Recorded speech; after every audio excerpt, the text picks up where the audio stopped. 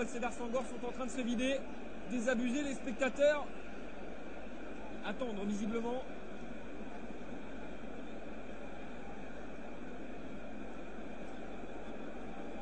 C'est le jeu précédent.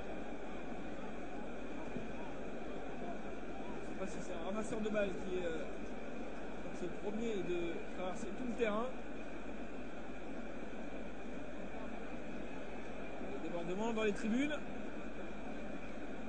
Malheureusement dommage dans cette affiche. Pour l'instant tenez toutes ses espérances.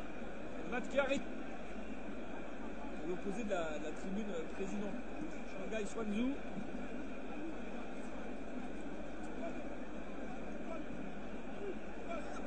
Vraiment désabusés. Les ramasseurs de balles sont tous passés, tous changés de côté. C'est vraiment à chauffer pour eux de l'autre côté. On voit les forces de police tout autour du stade. Toute la question, je vous rappelle que la Côte d'Ivoire mène 2-0. Arrêté pour ces débordements en tribune. C'est dommage que cette rencontre soit gâchée par ce genre d'événement, mais les supporters sénégalais espéraient beaucoup de ce match. Ils espéraient pouvoir prendre le penalty que les Sénégalais ont jugé injustifié. Sur encore ce penalty là fera débat. Y avait-il faute d'Ousmane Mané sur Gradel? Il semble que oui, après l'arbitre.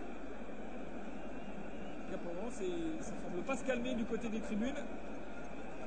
Et après une aussi longue pause, je ne sais pas s'il est possible que les joueurs soient obligés de repasser par un échauffement avant de reprendre la rencontre. Donc c'est après une vingtaine de minutes.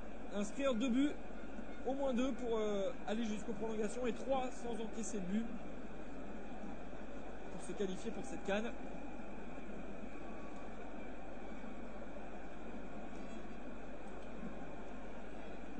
Ça semble bien compliqué, bien mal embarqué dans les tribunes.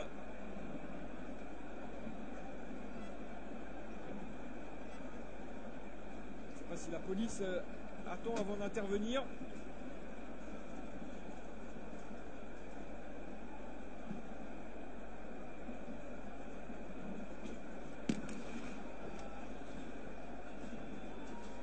La police est en train de tirer un peu pour disperser la foule. Il y a des gros débordements dans les tribunes.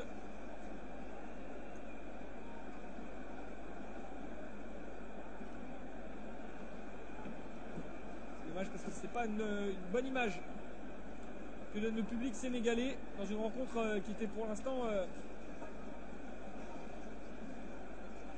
plutôt agréable à suivre sur le terrain, dans les tribunes. Ça s'est emporté.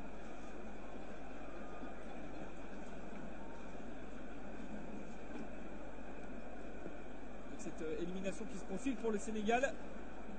À suivre demain notamment Éthiopie-Soudan. Les Éthiopiens qui sont menés 5-3 sur l'ensemble des 2 rencontres. Et qui vont nous devoir remonter 2 buts. Le Cameroun en mauvaise posture aussi face au Cap-Vert.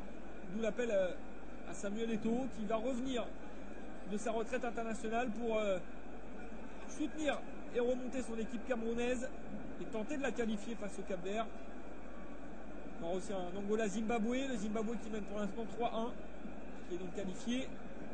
Le Niger de conserver cet avantage sur la pelouse du Niger. Le Togo et le Gabon qui s'étaient quittés sur un nul un partout au Gabon. Le Gabon qui avait accueilli la dernière CAN. Le Togo donc, qui aura donc l'avantage du but marqué à l'extérieur au départ de cette rencontre.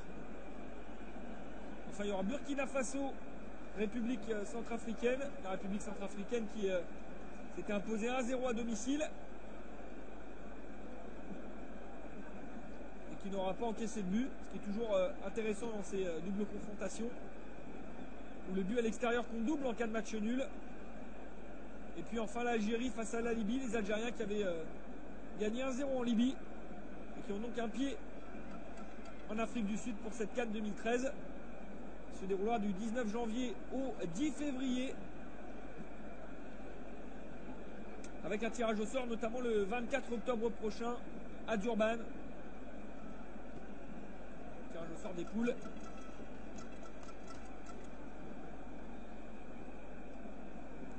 La police commence à faire le ménage un peu dans les tribunes. Vraiment ce match qui est arrêté maintenant depuis 10 bonnes minutes. C'est autant de temps visiblement à rajouter à cette rencontre si elle venait à reprendre.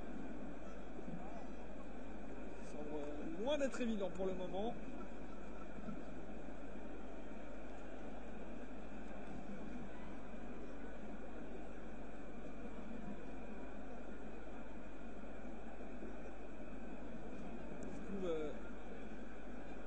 Sur l'écran, on voit de la fumée sortir de ce tunnel. Je ne sais pas si c'est bien là qu'est le tunnel des joueurs, en tout cas. Sur ce toit en train de fondre, petit à petit, grignoté par les flammes.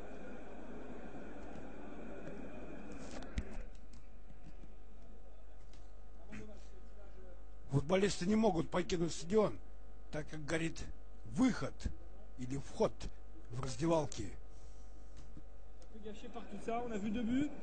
On a vu de belles occasions aussi dans cette rencontre, jusque-là. J'ai pas l'impression que ce match va pouvoir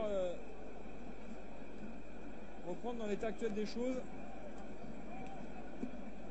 C'est pourrait qu'on se dirige vers un match gagné sur tapis vert pour les Ivoiriens qui menaient déjà 2-0.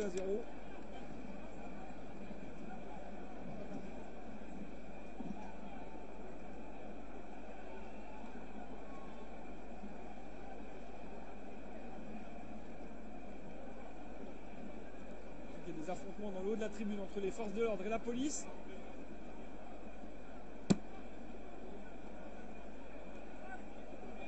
Ça reste compliqué, hein.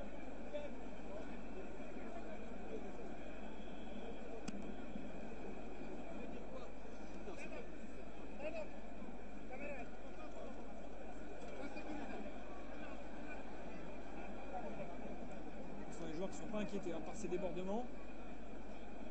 Grosse présence policière autour d'eux. Maintenant que là on commence à voir des véhicules des forces de l'ordre visiblement présents sur la pelouse. Bon là pour le coup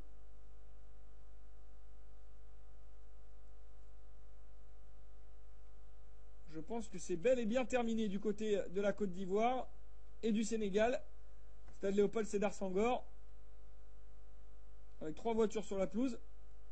Ça paraît bien mal embarqué pour finir cette rencontre. En tout cas, donc le Nigeria qui s'est imposé 6-1 face au Libéria, 8-3 sur l'ensemble des 2 matchs et qui donc se qualifie aussi sans problème pour cette CAN 2013